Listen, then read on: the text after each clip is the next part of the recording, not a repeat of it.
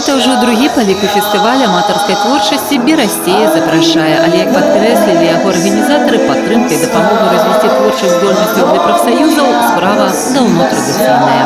Учреждения культуры и профсоюзные комитеты как раз на это и нацеливают свою работу, чтобы дать им возможность показать себя, поделиться вот этими результатами творчества и порадоваться вместе, и дать возможность отдохнуть. А наша задача как раз им в этом помочь. На фестывалі «Берасцея запрашаюць» удзельнікі выступілі ў разнастайных жанрах. Вельмі папулярны вакал і музычная творчасць. Прыйшліся даспадобы гледачам і харэаграфічнае выступленне. А узорна-цыркавая студыя «Сонніка» з Кобрына прывезла захапляльны нумар.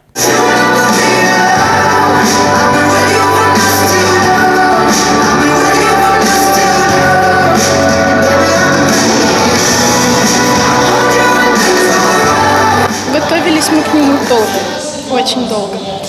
И отрабатывали его на протяжении 2 лет. Используются всякие разные акробатические движения, которые тоже отрабатываем очень давно. Он сам по себе легкий, но есть такие движения, которые используются где-то в цирках, там, где уже делают профессионалы, и не каждый сможет, любитель, это сделать. Ну, номер реально классный, сложный. Сейчас уже легко делается, но во время самой постановки было очень тяжело. Вышло очень красиво. Вучаніца 37-й школы Брэста Александра Котелева разом с маці Татьяной представили семейный дуэт. У нас такой небольшой музыкальный номер, можно даже сказать мюзикл, где мама укладывает свою непослушную дочку спать. Получилось? Ну, надеемся, что получилось, поскольку нас пригласили в гала-концерте выступать. Сапраўды атрымалася і даволі прыгожа. Невялічкі мюзікл у чароўным выкананні.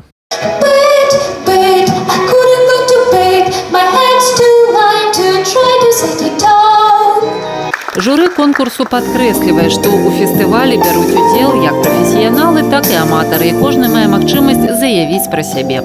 Прафесіяналы маюць добры досвед, аматары – шчырую непасрэднасць. В каждом фестивале находятся люди, находятся исполнители, которые могут довести до слезы умиления или катарсиса, как угодно назовите, своим мастерством, своим отношением к творчеству, своим исполнением.